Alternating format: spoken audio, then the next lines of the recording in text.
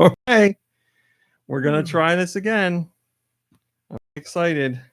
It's been a great day so far. I love doing the podcast. And then crap like this happens. I used to love doing this podcast. Now it's a nightmare. Timothy Honeycutt says, sounds great. Now that was the problem the first time. Then the second time, the problem was the recording outside of YouTube. Now I went in and I specifically adjusted everything. Look, it went up. Okay, that's all right. I didn't start recording yet. It's going to be just fine. Wonder why it does that. Literally don't mess with it. Yeah, I know. I don't want to mess with it, but the problem is it messes with itself. It messes with itself. So I had this at 70. I want this at 70. It's at 70. Now I'm terrified that when I click record, it went up now. Why is it adjust? I'm not even recording. I don't understand. Audacity is adjusting volume on its own without me recording. And when I adjust the slider, it goes up anyway. What is the method to this madness? Yeah, it's really odd. We're gonna do the show one way or another this time. Can I lock this in? Recording volume. Okay. Stay there. Just stay there. No. Why does it go up? I don't understand. Stay down. Right here. Lock it. Isn't there an option to lock the volume? Of course there's not. That's the only thing I can do there. Well, I got no idea what the hell to do. It's a ghost. This is a ghost. Why is it a ghost? Okay. Oh, I hate you. I hate you so much. Go Nintendo podcast. Yeah, it looks fine now. I hate this thing. We're like I said, we're doing it. We're recording this way, one way or another. I'll rip the YouTube audio or something. I could spend all day on this and lose my mind.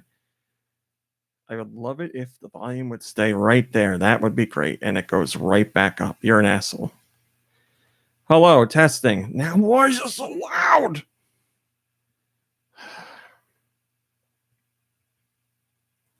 I don't understand why this didn't happen. Oh, I understand why it didn't happen the first weeks because I got an idea.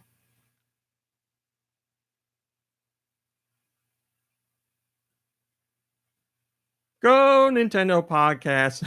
Oh my God, it worked. Oh my God, it worked. I can't believe it. I'm so happy. This is I'm going to tell this on the podcast. Okay, we're going live this time for real. We're really starting the show. Okay. I need you to be perfectly silent for this to work correctly. I don't know why this works, but it works. All right. Starting now. Don't say anything. Go Nintendo podcast, Webisode 732, the Trumbeak podcast. This is so dumb. All right, so people that have been watching live have been living this nightmare with me. People that are just listening to the regular version don't know what's going on. So let me explain. In Audacity, I don't know why this is happening, but the podcast Audacity has decided to up the volume of the show on its own. It just the recording meter just moves, and I'm watching it go up now, and I don't know why. But I figured something out. If we're perfectly quiet before I hit record, and I hold the mouse at the level that I want it to be at, it starts recording at that volume and locks it in. So it won't go any higher than that volume. I don't know why. Like the level is up now, but it's not recording that high. So whatever, it worked. Okay. Oh, this is something else I'll have to. It's really, really cryptic. Yeah, I know. This is something else I'll have to look into later this week. But for now, we're good. After three, no, yeah, third time was a charm. We made it after the third time. Trumbeak is a dual type normal flying Pokemon introduced in Generation 7. Let me tell you about it in the anime because we don't do the other stuff anymore. Trumbeak debuted in First Catch in Alola, Ketchum style. It was one of the leaders of a flock of Pick-a-Peck, which also included Rowlet. A trainer's Trumbeak appeared in We Know Where You're Going, Eevee. A Trumbeak appeared in Showdown on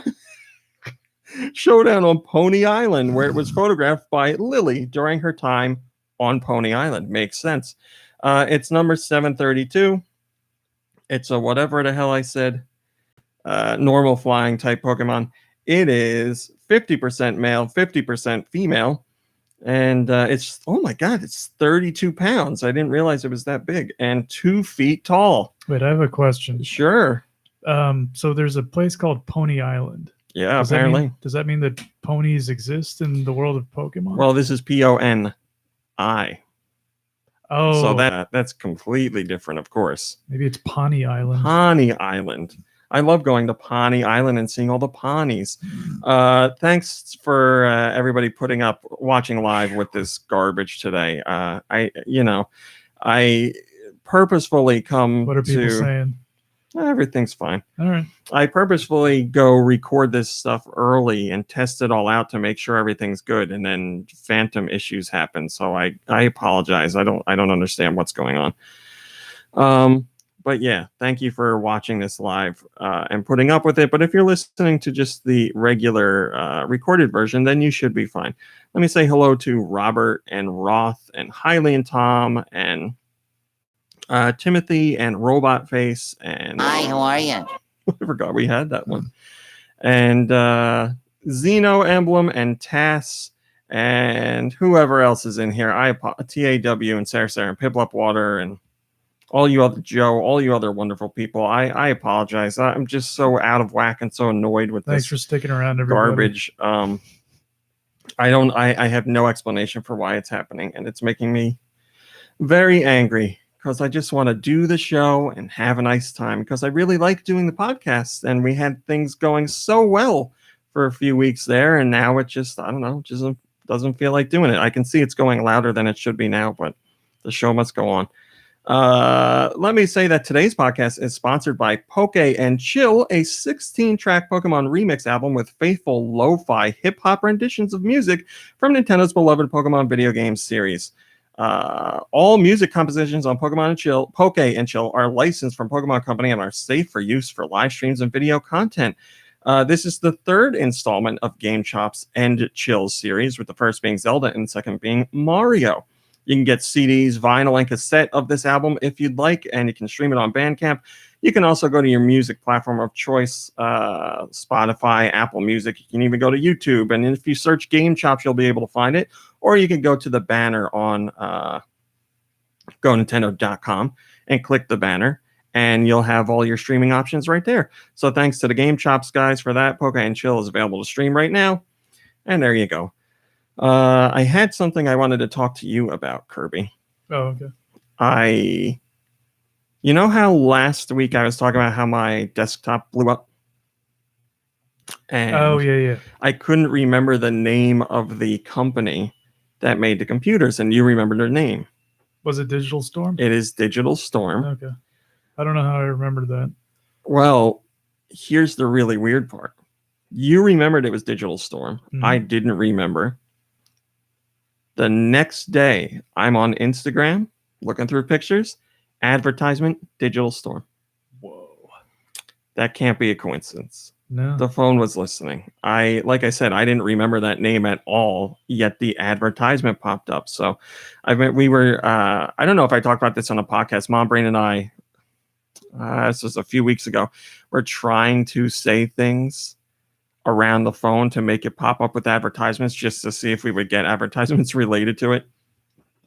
And we couldn't get anything, but now this off the cuff just mention of Digital Storm, and there it was right away. The advertisement was there. You should try talking like near the Alexa. Yeah. See what happens. Would you like it'll be like cat food and digital storm computers? So yeah, it's definitely listening. Hello, Kim. Thanks for joining us. Man, I'm so annoyed.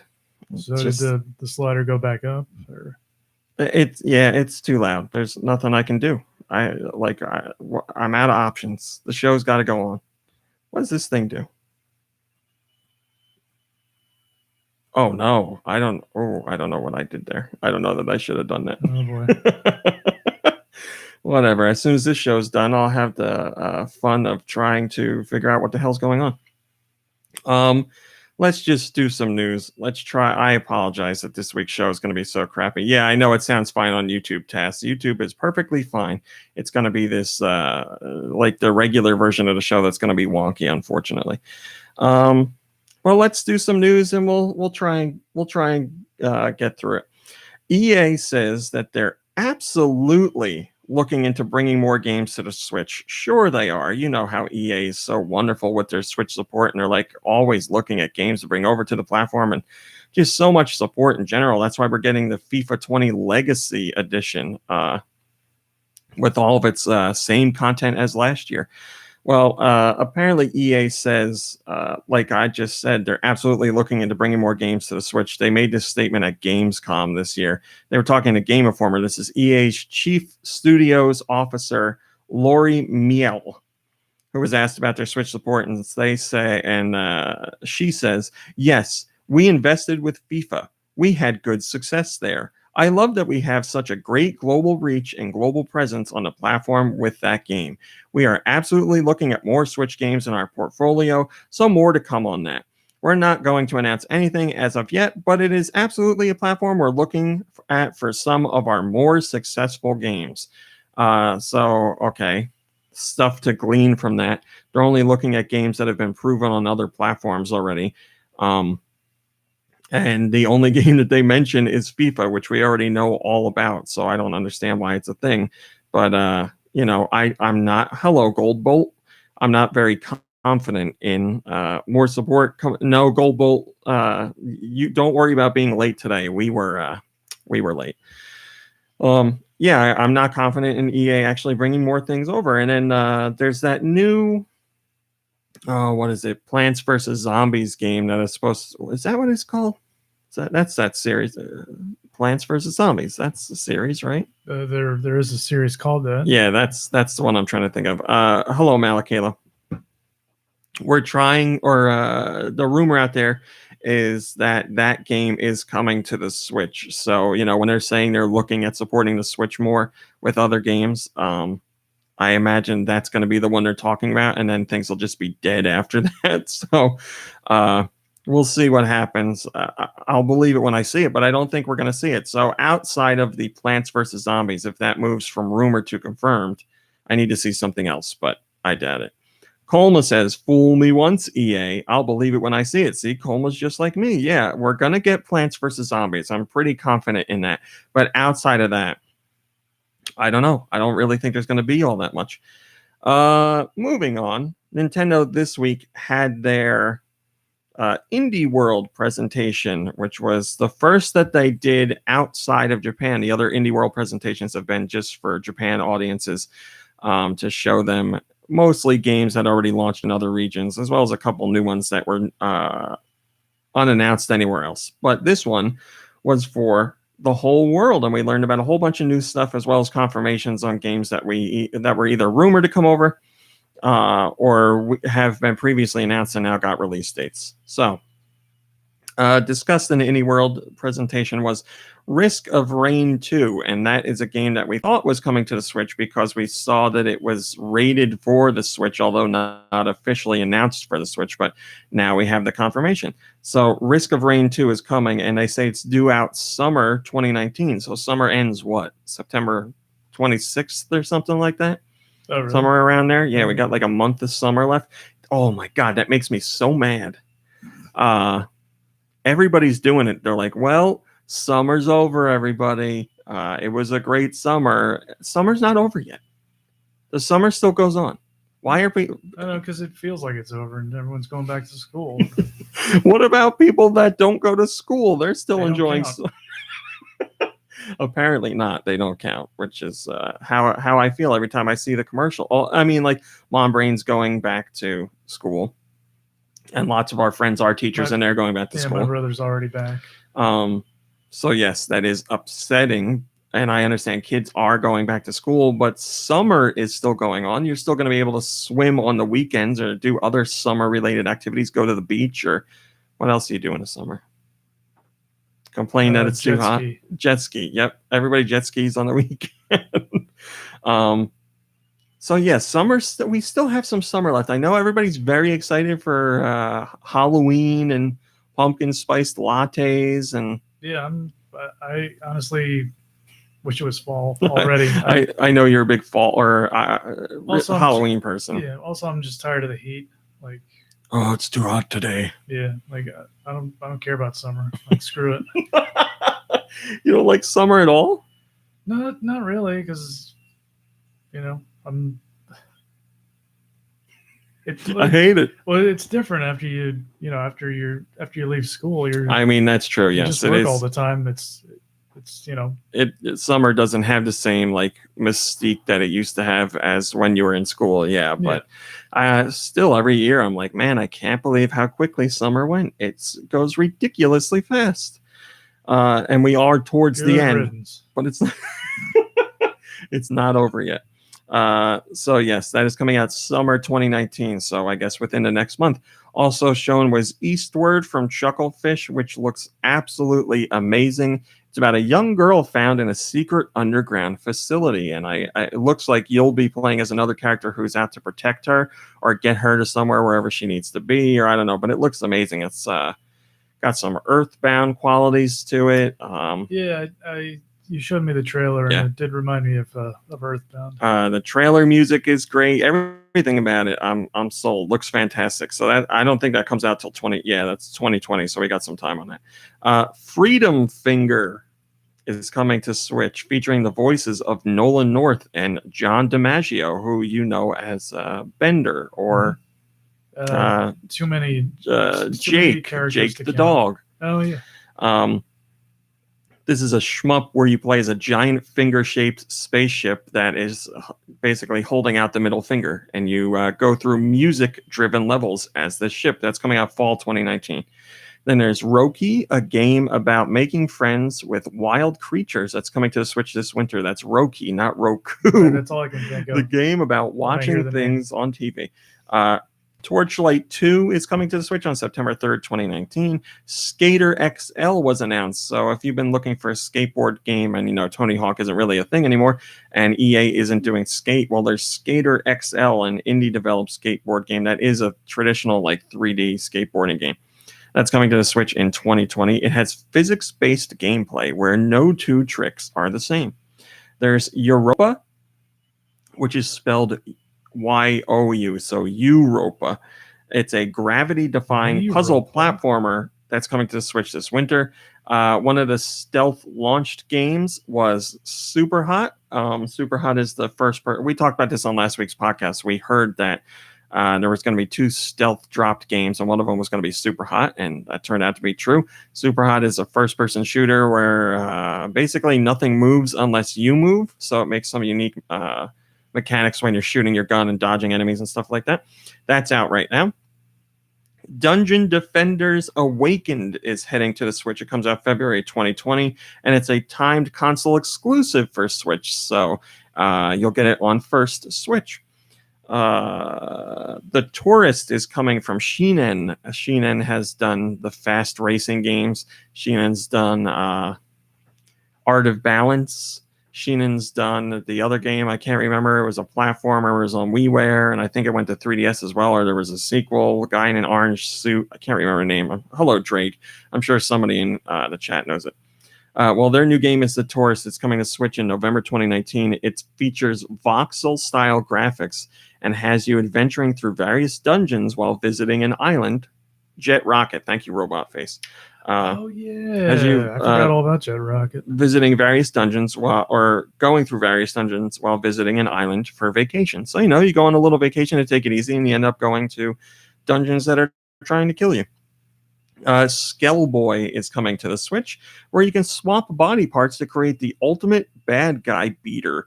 Your goal is to reconquer your kingdom, which has been overrun. And that's coming out December 3rd, 2019. Earth Knight was announced, and it features a story where dragons have conquered the Earth, and you have to run along the backs of dragons to reach their heads and take them out. That's coming out 2019. One of the other games that was rumored for a stealth drop, and it turned out to be true, is Hotline Miami. You get Hotline Miami 1 and 2. Hello, Ahmed. Hotline Miami 1 and 2 in the Hotline Miami collection, which is out now. So if you haven't played either Hotline Miami game, you now have a chance to get both, unless you're in Australia, where the game was released on the Switch eShop and then quickly taken down. Oops. The second game was refused classification in Australia when it originally came out years ago. And then somehow the Hotline Miami collection was given classification, and it was rated lower than the first game was. So somehow it made it through, and then a day later they yanked it. So I don't understand. Somebody's not doing their job in Australia, basically, is what's going on. Blasphemous, which looks so good, is coming out September 26th. I messed up here. Blasphemous is the Symphony of Night inspired game, but it's very gruesome and bloody. But it's a Metroidvania. It looks really cool. What else we got here? Cat Quest 2 is coming out fall 2019. Spiritfarer is coming spring 2020. Shrine 4 comes out October 8th. Creature in the Well comes out September 6th. One Finger Death Punch 2 comes out December 2nd. Best Friend Forever is set for launch on February 14th, 2020. That has something to do with a dog. That's all I know. Fogs, which also is about a dog, but it's like Cat Dog, except if Cat Dog was Dog Dog. So one end is a dog, and the other end is also a dog. But it's called Fog? Yeah. Or Fogs? Yeah, Phogs. Oh, okay. So it's like a worm dog with two heads that wiggles around the environment. It's weird. That sounds really weird. What the Golf is coming this winter. Kine is coming to the Switch in 2019. Hypercharge Unboxed is coming sometime this year. Northgard comes out September 25th or September 26th. Sparklight is coming fall 2019. And Munchkin Quacked Quest comes out fall 2019. And then finally, the last reveal, which was a big surprise, not really. We all kind of expected it to come, but it was nice to see it confirmed. Ori and the Blind Forest Definitive Edition is coming to the Switch. Microsoft is bringing that over, and it's due out September 27th, 2019. So all in all, it was a really good event. Like I said, it's indie focused, and I know some people aren't into indie stuff, but there's some big games in there. And Microsoft finally confirming Ori was great news, because a lot of people have been really looking forward to that, waiting to play it, and now having it available on a brand new platform is going to be great. Help the game's reach, and Nintendo fans seem like they'd fit in really well with what Ori is, the type of game it is, and what it's trying to do. I don't know how much the first game sold. I hope it sold well, but it's obvious they're looking, or Microsoft's looking to expand the reach of it. And hopefully that's what happens on Switch. Cuphead was very warmly welcomed by Switch owners, and I feel Ori is going to have the same chance. Alley Cat says, is Raw Meat the guy in Earth Knight? Looks like him. I'd have to. Oh, you're right. Yeah, Earth Knight is the Running on the Dragons one. It's funny because when I was watching the trailer, I saw one of the guys on. I was like, oh my god, that looks like me. Just a bald, bearded guy. Also not announced during the Indie Direct or the Indie World presentation, but confirmed shortly thereafter at Gamescom in general. Streets of Rage 4 is coming to the Switch. They finally confirmed platforms for the game. Since the game was revealed, they hadn't bothered to show off any platforms at all, but now we know. It's coming to Switch. We still don't have a release date, unfortunately, but what we do have is the confirmation of a new character. Cherry Hunter is going to be in the game, and she is the daughter of Adam Hunter. Who the hell's Adam Hunter? I feel like I should know my Streets of Rage lore. Adam Hunter, Streets of Rage. Was he the kangaroo? This is the daughter of the kangaroo. Adam Hunter. Okay. Oh, he's from the. Is he from the first game? Yeah. Adam Hunter. He is the older brother to Sammy Skate Hunt. That's it. Okay. So there's Skate. So he's Skate's older brother. Skate is the kid that skated around. Yeah, I remember him. Who was my pick in Streets of Rage 2. I love that kid. And his older brother is Adam Hunter. So now Adam Hunter had a child, and the child's name is Cherry Hunter. Do people name their kids Cherry? I mean, I guess what's her face named her kid Apple, so I guess it's not that crazy. Yeah. People name their kids all kind of stupid things. People name their kids all kinds of stuff to get them harassed at school. I like Cherry as a name better than I like Apple, but I read an article a couple of weeks ago about a woman whose parents named her Marijuana Pepsi, and the article was actually about her getting her doctorate. She's I'm a doctor. Marijuana Pepsi. She has a PhD, and she about how she refused to change her name. So she likes her name. So she's Dr. Marijuana Pepsi. Yeah. We don't worry. We have a top-notch doctor for you to see. I mean, it's certainly a conversation starter. I'll give you that. Maybe she was like, my parents named me this dumb name, and I'm going to go out of my way to be really smart. Yeah, you always like the first thing that comes to your mind is like what the parents were thinking. Yeah, and why they were thinking it. They have to be thinking, boy, we really hate our child, or boy, we really love marijuana and Pepsi.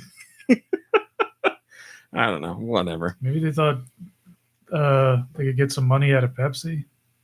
Like, name your kid after. If we name our kid after Pepsi, then they're going to have to pick our kid as the mascot. I mean, it's a given. She's got to do it, and Big Marijuana will want her to. Yeah, who knows? Well, anyway, Cherry Hunter. Right. It says she learned Adam Hunter. She learned self-defense from a young age, and her interest in following her father's footsteps and becoming a cop soon faded out, replaced by her love of music. Nowadays, she plays with her electro-progressive rock band in some of the most dangerous places in Wood Oak City. She may look young, but make no mistake, she's a seasoned veteran of kicking ass and taking names. It says that. Nice. I don't understand. I guess Skate isn't going to be in the game. My body is ready. I guess Skate's not going to be in the game because they have a young kid, so they're not going to put in like another young kid. Yeah, or maybe you can unlock him. I hope so. I really love Skate. The new trailer also reveals several more levels in the upcoming game at different times of day. Neon lighted rooftops, elevators, elevators, it just says. seedy airport hangars, dirty sewers, thumping music stage. That's all it says. Thumping music stage. Mm-hmm. Whatever. Like, it's like, what does it say? Baseball. What does it say about baseball? Do baseball. Do baseball, everybody. So yes, it's just nice to have the confirmation that it's coming to Switch. Everybody pretty much thought the game was coming to Switch, but Sega finally confirmed it. Those Ninjinister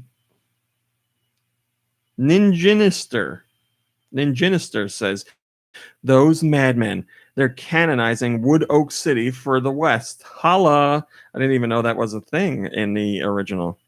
The Japanese release, I guess they Wood Oak City was the name of the town or somewhere that you visit in one of the other games. Okay. Nope, we're not doing that. Nope. We have some news about Mario and Sonic at the Olympic Games. The Tokyo 2020 version. They're doing something a bit new with it. It's something that hasn't been in other versions of the game, at least as far as I remember. This time around, you'll be able to enjoy 10 different classic events in 2D if you'd like. So it's all sprite-based stuff. So Sonic is his classic sprite, and Mario is his Super Mario Brothers from the NES version sprite. Hello, feeling fine. Thanks for joining us. So the events that you're going to be able to play in 2D are the 100-meter, the 10-meter platform dive, 400-meter hurdles, gymnastics, vault, the gymnastics vault, just that one mode, judo, kayak, the single mode, long jump, marathon, shooting, and you'll be trap shooting, and volleyball. So that's a pretty cool addition. Usually with the Olympics games, they just add in a couple more mini games for whatever sports they want to include, and that's that. But this time they're actually adding a whole brand new way to play these. No, Malakalo, not Disney's Vault or not Disney's Vault either, but Sonic and Mario's Vault. What do you do in Vault? Just run at the whatever it's called and jump off of it? That's it? Yeah. What is that thing called? Pommel horse? No, that's something else. What is the You mean the thing that looks like a goalpost? No. I think Vault is the one where you run down the aisle really fast and then you like. Yeah, you're talking about pole vaulting, right? No pole. What? Just like you run onto the springboard and you like flip through the air and you put your hands on the thing and you flip off of it. I thought it was a pommel horse. Maybe it is. Okay, maybe because I thought you were talking about pole vaulting. No pole vaulting in this. La Saterna says, great idea, but it would have been so much better had they used Super Nintendo sprites for Mario. You know what? I thought the same thing too. Since Sonic is there and he has his Genesis sprite, obviously.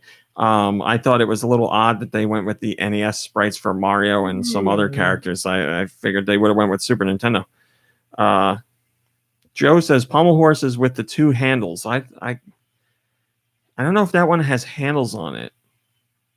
Seems like it'd be dangerous if they were running it at full speed, and I don't know. Maybe it has handles on it. Hello, Javier. Yes, on a paper plate, Javier. I wrote a note on a paper plate to apologize for the technical issues today. I'm trying my best right now to go through the show without freaking out at this goddamn recording thing because it's driving me nuts this whole episode, and I'm like limiting my voice. Just want to scream. But anyway, yes, on a paper plate. The 1GWX, the technical difficulties thing is the regular recording of the show is going to be all wonky and too loud, but the YouTube version is just fine. Microsoft has said that they have no plans to further expand exclusive first-party games to other consoles. So Microsoft has brought over a number of games to the Switch that were before first-party stuff, and Ori and the Blind Forest is another example. So after that, it seems like they're done. They don't have any other plans. Microsoft just in general gave a statement on this matter, and they say, the past year has been an exciting time for us as we have more than doubled the internal creative teams making up Xbox Game Studios. As these new studios transitioned in, we were aware of some existing commitments to other platforms and will honor them. However, going forward, these new studios will focus on making games for our platforms. We have no plans to further expand our exclusive first-party games to other consoles. We continue to believe deeply in cross-play and progression of games with the right flexibility for developers to ensure a fair and fun experience. So basically, if you were hoping some other Microsoft franchise was going to go over to the Switch, like, I don't know, Halo or Forza or what the hell else did I have? That's all I got. Oh, well, then I'm sorry. It's not going to happen. At least not now, anyway. King Broly has a top-rated comment, and he says, don't get too cocky, Star Fox. So he's saying Microsoft might be getting a little bit cocky. Don't get too cocky. I just don't.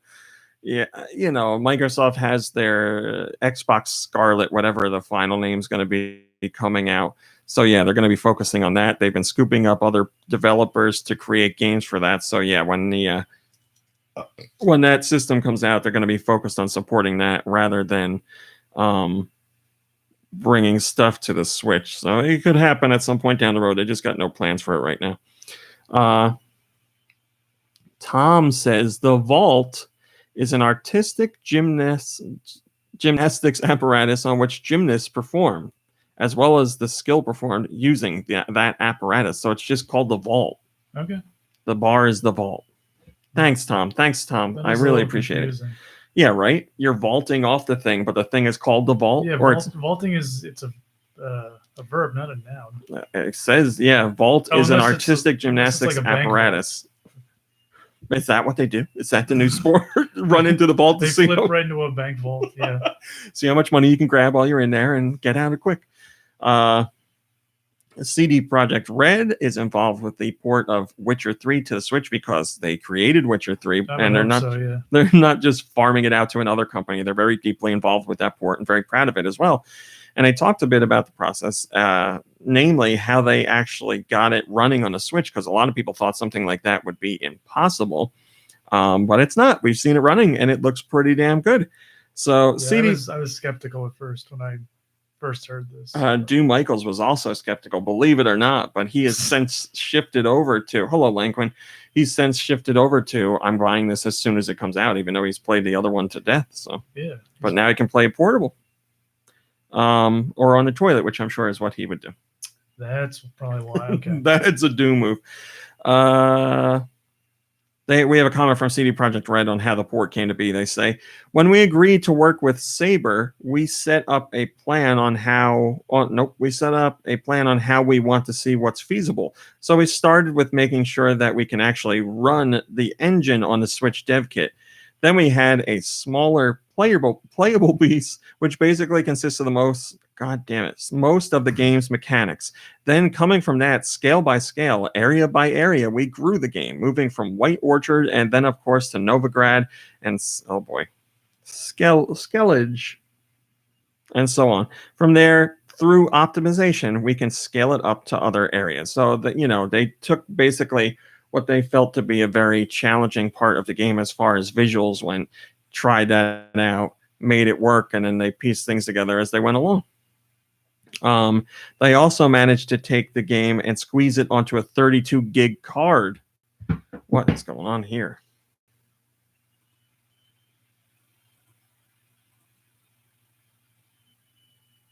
Sorry. What happened? There was riffraff in the chat. We also have talked about the fitting it onto the game card, and CD Projekt Red says about that, well, it's sorcery, but one thing is textures. You want to make sure that textures work well within the resolutions that you have. Secondly, you can get rid of some of the very detailed models because you don't need to have them for 720p. You can also recompress cutscenes for 720p. So step by step, you get some space, and we also work with a bit of the audio in a few of those areas as well. So they have audio. They've lowered the audio, but they haven't, it's not like crappy like computer or old video game audio where it's like very digitized and anything like that. But they managed to lower the audio a bit. So I don't know what they brought it down to, but I've heard from people who played the game at Gamescom that the audio isn't really noticeably different from what you hear in the other versions, but still was enough for them to squeeze some space out of it. So that's good. Giancarlo says that's sorcery indeed for make Switch able to run a demanding game like this. Still, it's got to be the most technically impressive port on the Switch. There's been a lot, like what's their name? God, I can't remember anybody's name. The company who did Wolfenstein and Doom and all them. Panic Button.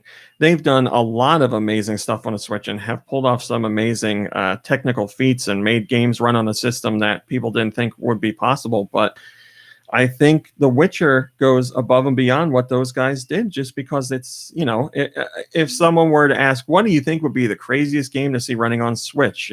I think people would peg The Witcher because it's such a huge game and there's so much going on that it takes a lot of time and effort, but they did it. And there was another interview where they said it took them basically, I guess, from inception to now a year to get it done, which all in all isn't that crazy. To see that amount of work put into it in a year and it's coming out later this year, that's crazy. We also have some data on Fire Emblem Three Houses, which launched in July, and it set a record, as we already talked about. But there's a new record to discuss. According to Super Data Research, the game in July 2019 alone managed to sell 800,000 units. So that's not... Super Data does research for all of digital sales, so that includes DLC and things like that. But This is just talking about units sold in general. It sold 800,000 digital units worldwide, and that makes for the best digital launch in franchise history. And some of the other installments have been available digitally day one, but they were on 3DS. Obviously, nothing on consoles because Fire Emblem hasn't been on consoles in a long time. So this version of the game is doing really, really well. It's very cool to see this. The series just keeps getting bigger and bigger. I guess the whole plan with like adding characters into Smash Brothers and getting people curious about it and sticking with it, and then they just had some great luck on the 3DS, and it's paved the way for Fire Emblem to become a big franchise for them outside of Japan. Akmaguin. I fight for my friends. Akmaguin says, it's great to see Fire Emblem selling well. I've been playing since Awakening, though I tried getting started all the way back on the GBA. It will be hard to keep track of actual sales numbers past the next financial results, as it will not crack the top 10 on Switch. I mean, top 10 is going to be difficult because top 10 are like extremely heavy hitters, you know, Mario and Zelda and Smash Brothers and stuff like that. Games. They have this franchise. I don't know if you heard of it, Mario. So yeah, I don't know that Fire Emblem will ever get that big. It's certainly possible. You know, we could look 10 years ago and say like it'd be crazy for Fire Emblem to ever make the top 10 just in monthly software sales in general. But now it's there. It's been doing that for the last few installments, and now we're at a point where it's breaking records. So anything's possible. We'll see where it is. It's growing quickly, but yeah, who knows what the limit is. There's a new study. Reviews.org did a study to find out what the most popular video game was in each state, so all 50 states. Oh boy. And they noticed something.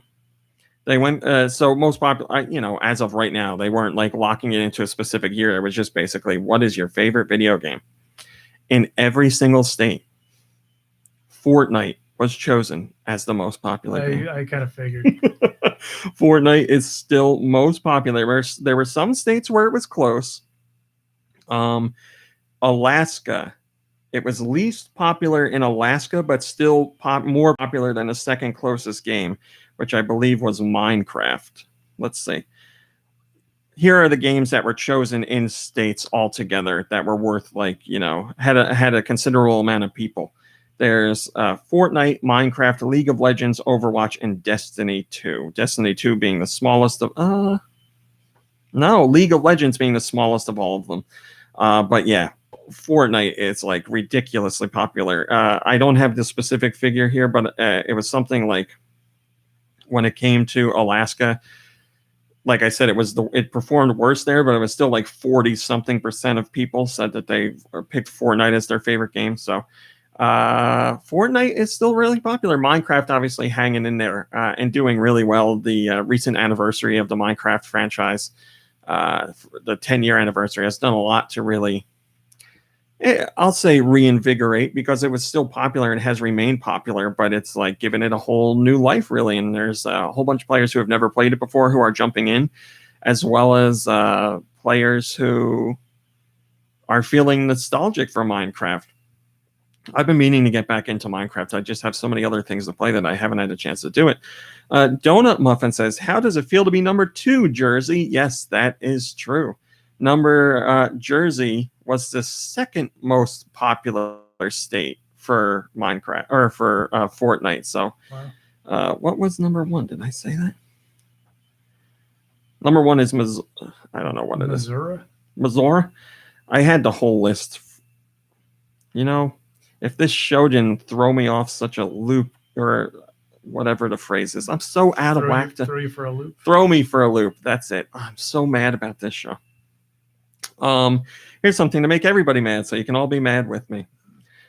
Let me get you a cape so you can be super mad. I've never heard that. Trine Ultimate Collection is coming to the Switch digitally and physically. And the physical version, I'm just checking in. Wait, Sarcotic says, I'm just checking in to tell you that the sound quality is bad on this podcast when I listen at work. Bad how? I need more details. Is it too loud or too quiet? Is it too loud or too just quiet or low crunchy quality? or what? Hello, J2 Blue. Because it could be any of those things, apparently. Yeah, just blanket bad is not good enough. I need more. Anyway, Trine Ultimate Collection includes all 4 Trine games, but here's the difference. It was supposed to include Trine 1, 2, 3, and 4 on the same game card that was originally announced. Unfortunately, that's no longer the case. Now it's going to be just Trine 4. So the game card itself, if you go retail, will have Trine 4 on it. But the Trine 1 through 3 will be download codes. So you have to hope you have enough download space, or you have to go and get a micro SD card. Thank you, Sarcotic. I will take that into account. He says it's too quiet. I have other people saying it's perfect, so I don't know. Yeah. I will, obviously, after this debacle today, I will cancel the show. Cancel the show. Yes, we're done. I will look more into this to try and figure something out. Yeah, Zeno, specifically, I want to say that Sarcotic is talking about the like regular version of the show. Hello, Stakona. Yeah, the one the MP3 download, not the YouTube version. So, well, if you have trouble hearing it normally, Sarcotic, I think this show is going to be the one for you to listen to because the goddamn volume is so loud on Audacity right now. Robot Face says, well, that'll upset those with digital belief issues. I'm relatively agnostic on the subject of media format, so I'm able to avoid any butt hurtness in this particular circumstance. I understand this one more than others because Frozen Byte had come out originally and said, hey, this is going to be all 4 games on one game card. And then they didn't bother to announce that it wasn't going to be the case or explain like, oh, we thought we were going to be able to do that. Thank you, Sarcotic. I appreciate it. They didn't tell people they weren't going to be able to do it. Someone just found out and was like, hey, what's up with this? And then they made a comment on it. So it's, if people pre-ordered it or were holding off on getting the retail version because it was everything on one game card and now they find out it's not, I understand people being upset about that. It's a frustrating situation because if you wanted these games, you might now need to buy a micro SD card. Lanquin, that's not happening at all. Language says, the volume's good for me, but could you raise the quality of the content a bit with a winky face? Nope. I mean, you know what you're getting into with this show. Suda51 did an interview at Gamescom this year, and he says that No More Heroes 3 is already 50% complete. That's crazy to me. We didn't learn about, what did we learn about the game at E3 2019, and now he's already saying that it's 50% complete? I don't understand how that is. Because the way he was talking about it at E3 certainly didn't make it sound like that. At E3, he was making it sound like we're really going to listen to you guys and put in what you want, and we want your feedback, and we want to make this the best game we can make it for fans of the franchise. And now he's like, we're 50% complete. So this is not Stakona. This is like, how many weeks have we had the new microphones? 6, maybe? I was going to say 6. I don't know. Something like that. But yes, today has presented the biggest struggles, which is great. Only going to get more difficult from here on out. He also shared some other details on No More Heroes 3, which I will give you. Rocky 3 is Suda's inspiration for No More Heroes 3. And for those who don't know, he explains that Rocky gets older in Rocky 3 and fights increasingly stronger opponents. So that's what's going to happen with Travis. Specifically, he says Travis will be taking on Thanos-level opponents. I didn't know Travis was that strong, but the dev team is listening to fan feedback a lot, and they're reading the tweets that people are putting out to get an idea of what fans want in the game and what they're looking for. The team also wants to do something that exceeds expectations, and they say there will be returning characters for No More Heroes and its sequel, and perhaps some other games. Suda also talked about other stuff in general that's not related to No More Heroes, but some of it is related to Nintendo platform stuff, so I will go over that. He says he's not going to work on a Killer 7 sequel, which he said in the past, but he has also said that there's plenty of content that was supposed to be part of Killer 7 that was left on the cutting room floor, so he'd like to do what he's calling a perfect edition, which would include all that cut content. So Obviously, that's, as we've said in the past, that's going to relate to Capcom. If Capcom gives the okay, then they can do that. Otherwise, that's not going to happen. And then finally, there is one more tidbit about No More Heroes. Suda51 says that he hopes No More Heroes will have as many titles as the Final Fantasy series, specifically stating, quote, I need to beat Final Fantasy. Now, is he including the spin-offs as well? Because then he's screwed. If he's counting main numbers, I guess. Still, how many mainline Final Fantasy games are there? 15? I don't know. Yeah, That's right? a lot. That's a lot. And there's only been 3 No More Heroes. We're not even at the third one yet. We only had 2 in a spinoff. Storba Corvin says, Storba's Corvin says, this is my most anticipated game announced for the Switch so far. Well, then that's news for you because apparently it's 50% complete. So hopefully a 2020 release is in the cards. I guess if it's 50% now, we could look towards a late 2020 release, end of the year 2020. I can't imagine it would be any sooner than that. North America. What do we got here?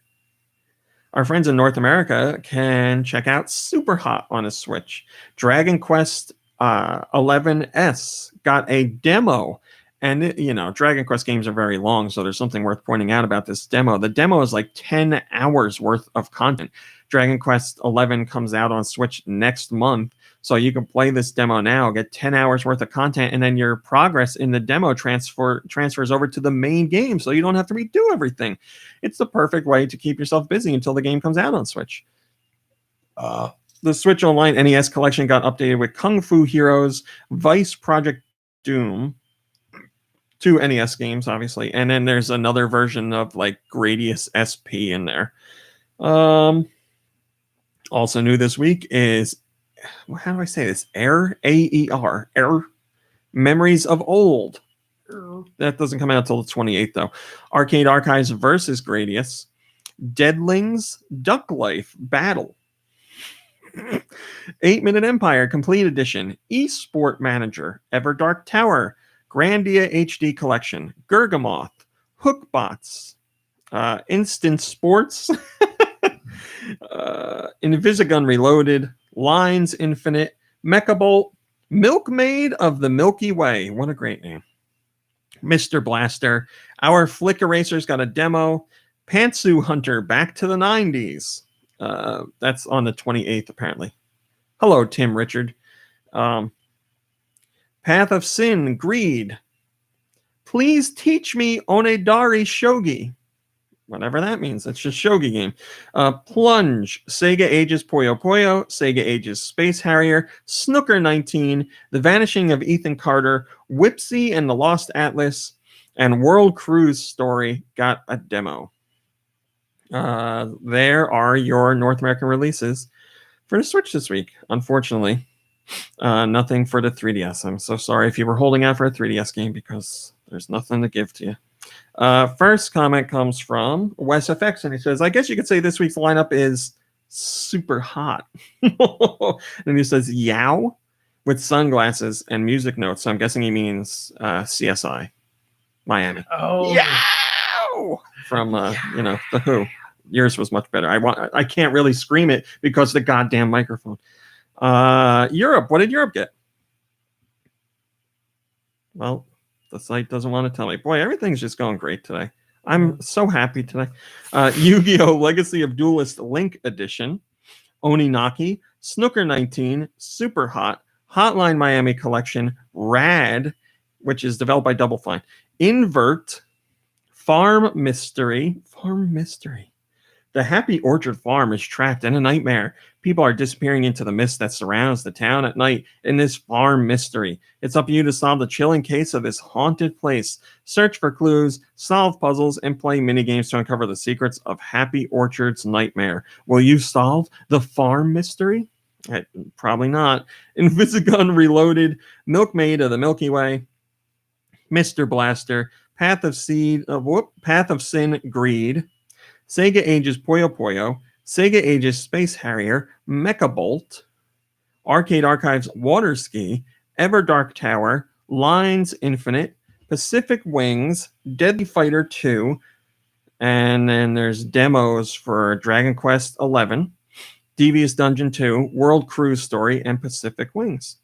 So there's your European releases, my friends. Let's see what you guys had to say. First comment comes from Autumnal Blake, and they say, I'll be playing through the Dragon Quest demo today. I tried the Oninaki demo, but the lack of English voice, the lack of English voice actors put me off. Everything that they put out, that company, which again, I forget their name.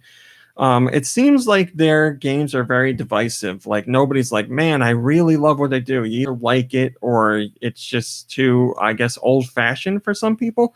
And again, it seems like Oninaki is that case. I guess they have a niche that they're aiming for and they hit it every time. It just leads to rather mixed reviews. What's the company's name again? It's like Tokyo RPG Factory or something. Wow. They work with Square Enix. Hello, Blunners. It's okay that you're late. Today it's been a hellish show, but thanks for joining us. Yacht Club is hosting a PAX West 2019 presentation, and it's going to showcase Cyber Shadow, Shovel Knight King of Cards, and Showdown, and a new game. They don't give any details on this new game, but we're going to find out about it on August 28th at 2 p.m. East Coast time, New Jersey time 2. That's when you're going to hear about the game. As far as I know, it's for Switch. It might be for other platforms too, but I'm very excited to hear about Cyber Shadow in general. And obviously I'm excited to see what this new game is, but I just want more information on Cyber Shadow. I want a release date on it. Cyber Shadow has to be this year. I don't see how they couldn't be releasing that this year. Drew says, I can't wait to see what their new game is. It could be anything. It could be. Maybe it's a game of their own. Maybe it's a game they're publishing that another developer's working on. I don't know. And then finally, the last top story. The next episode of the Pokemon anime in Japan is going to have important global exclusive news.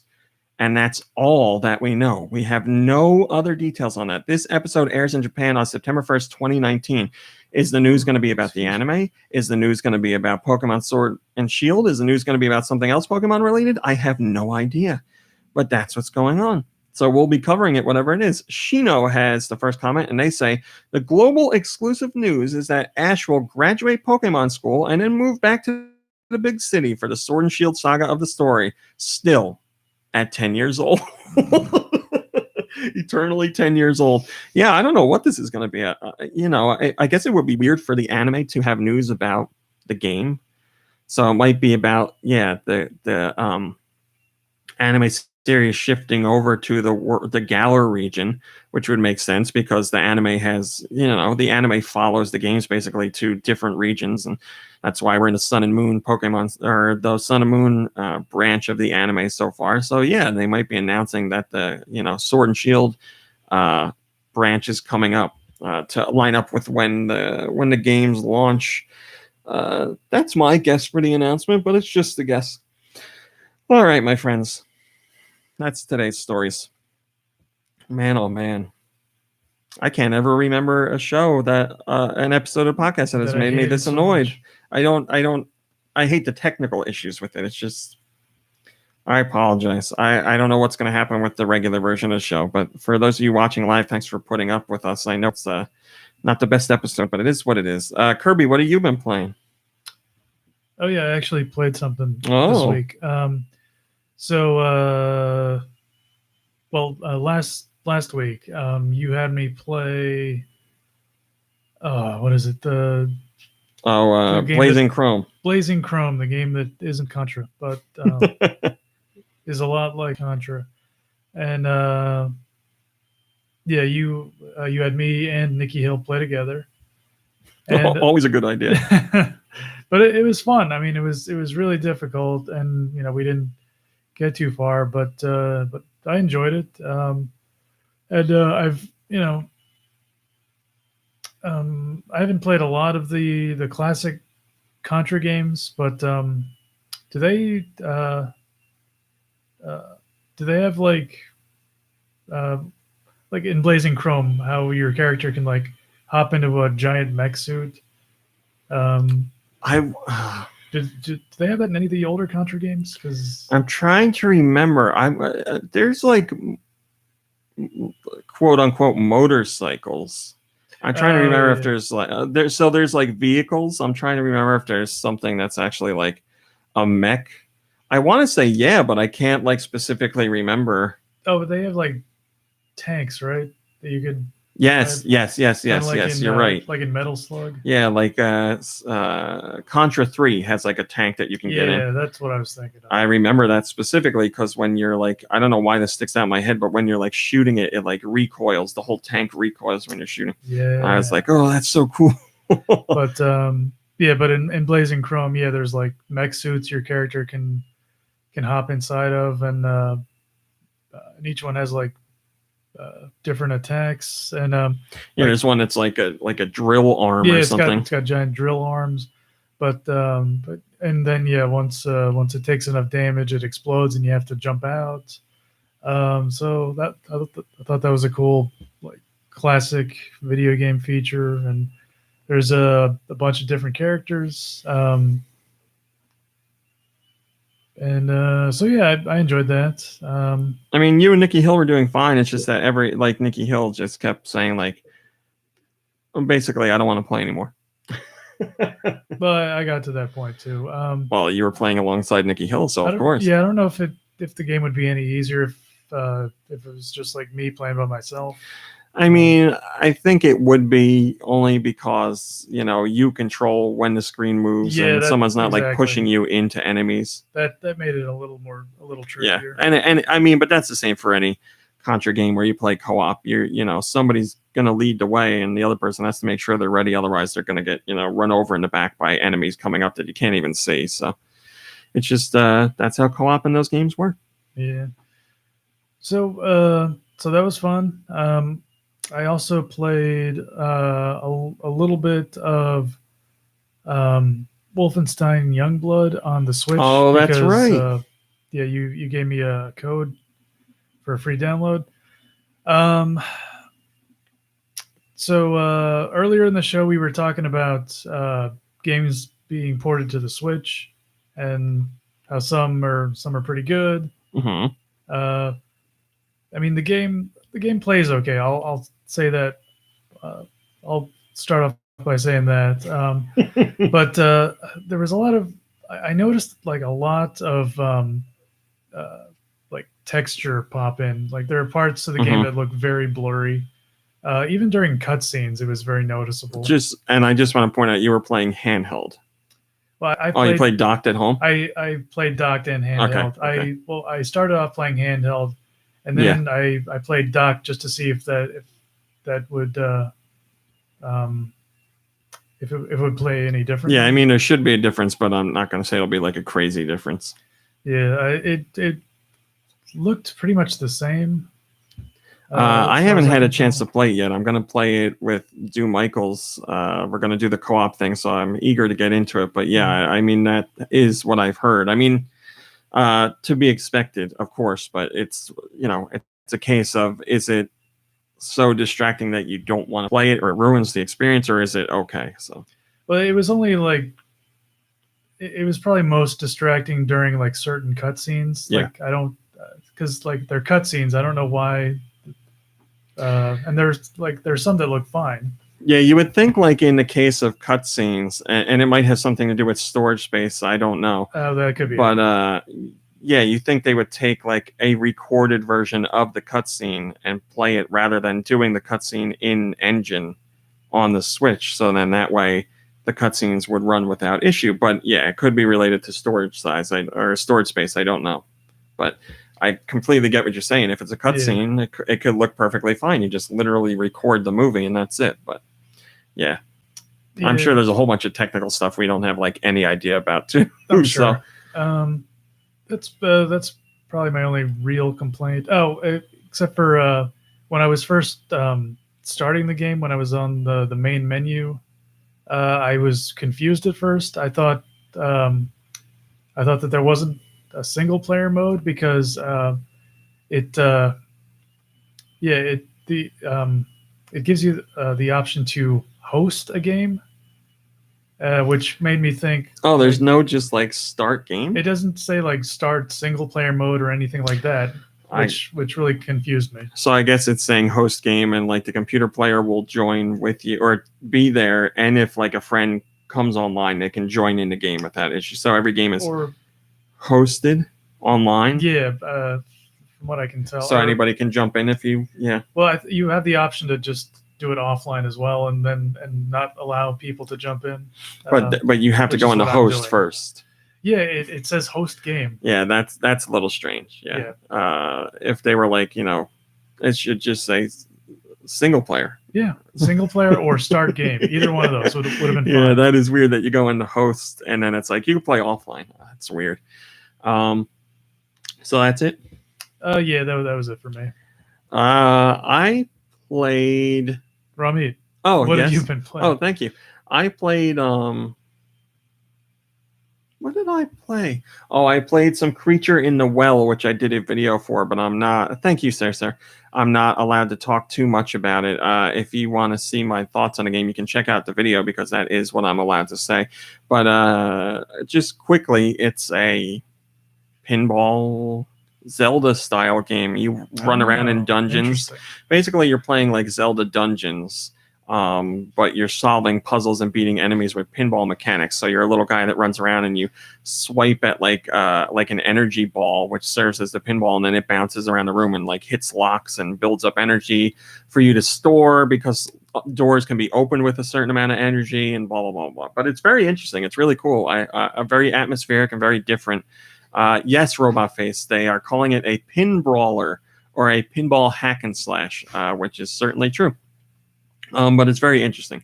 Thank you, Hailey and Tom. I like doing those videos too. Yeah, so if you want to check out more details on that, you can check out my my video that I did on the channel. Tim, I haven't even started Fire Emblem yet. Fire Emblem scares me, and I know it's going to take a lot of time. And the combination of those two things, I haven't even gotten into it yet. I also am playing Rad on the Switch, which I really like. I'm a fan of roguelikes. Something like The Binding of Isaac or something like that.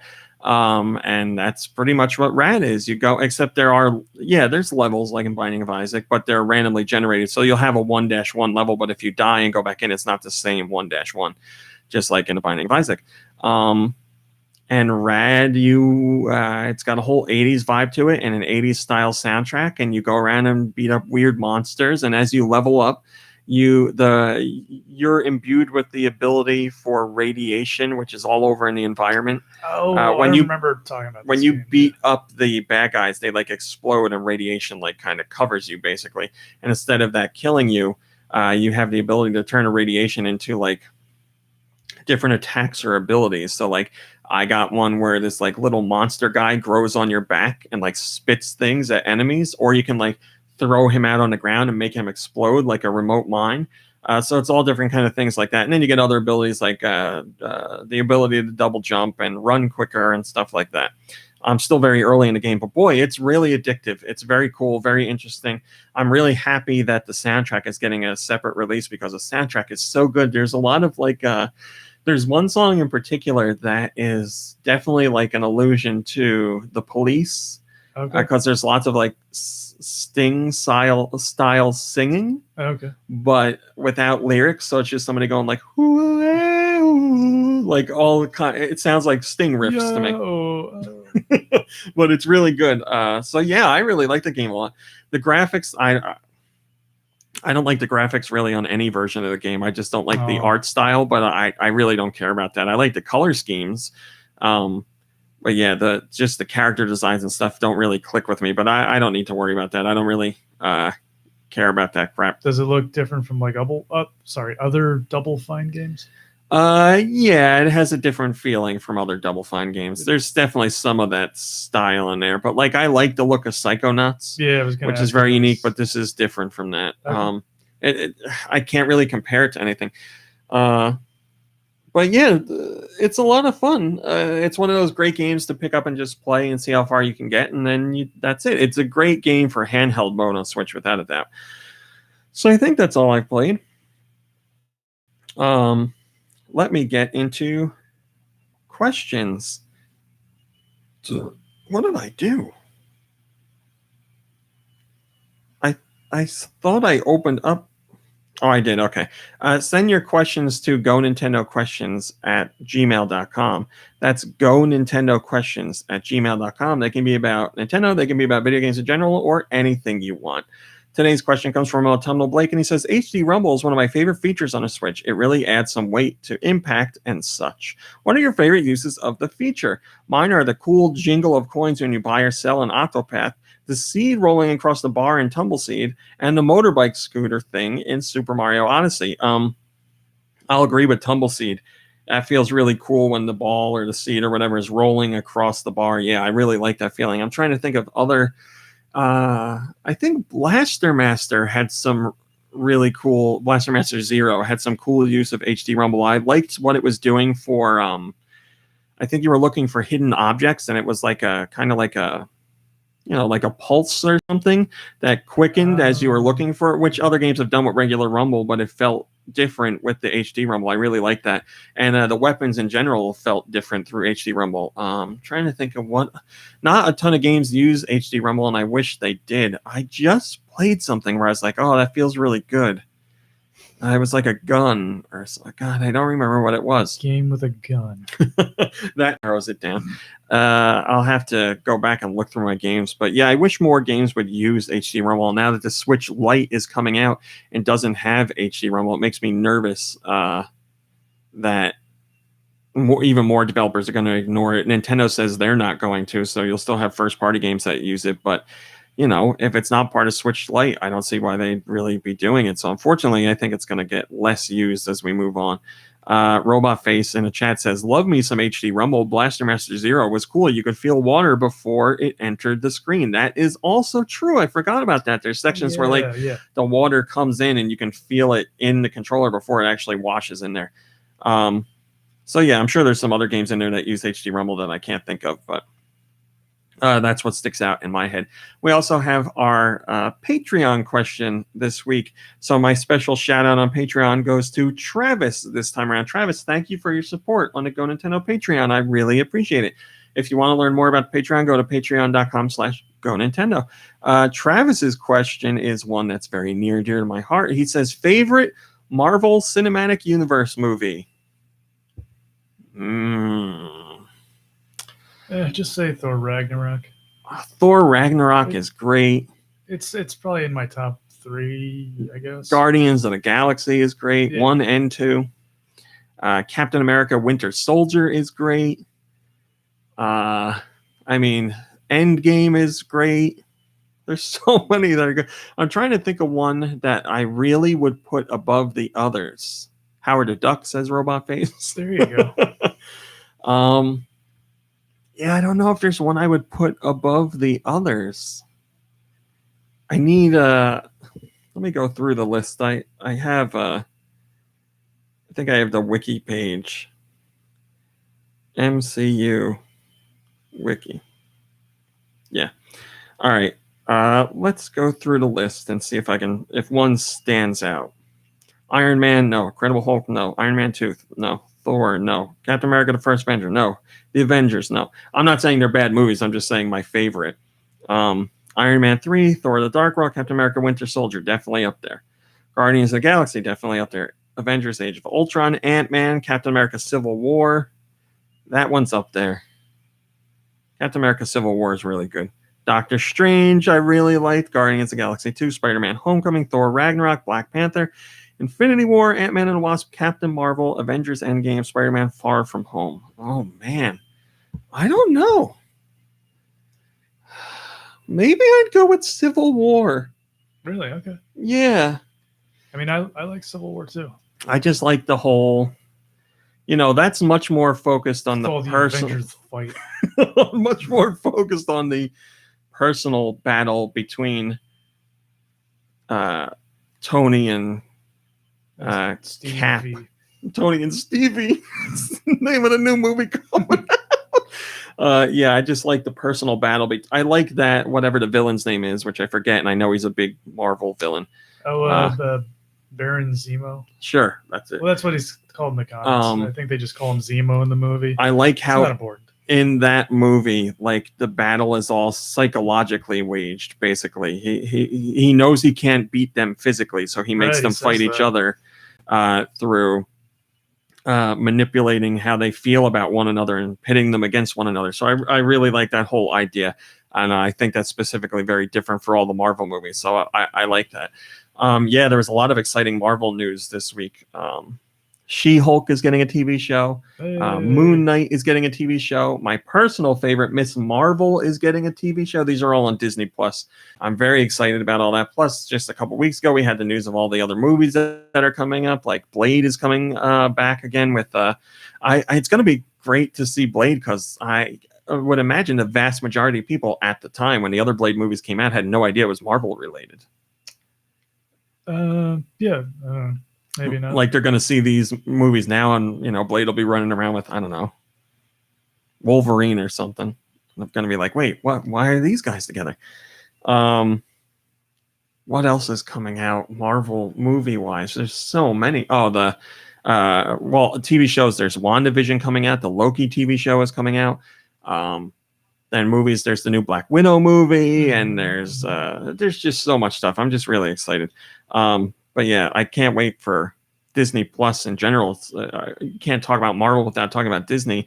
Did you see the Mandalorian trailer? No. Oh my God, it's so good. I showed it to Do last night, and he was like, "Oh my, I can't wait to see it.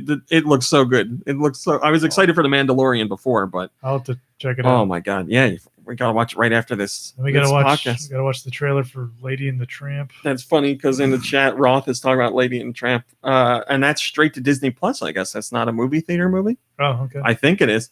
Are they gonna do a live action remake of Lilo and Stitch or something at some point? I hope. What's that I gonna mean, look like? I don't think you need to ask that question. They're doing a live action remake of everything, so Yeah, they're gonna plow through all of them eventually. The Lady and the Tramp trailer sure is something. Okay. I don't know. I've seen Lady and the Tramp a bazillion times because of my sister. She watched it like every day, multiple times a day. So I know that movie inside and out. And I just don't know if it works as live action.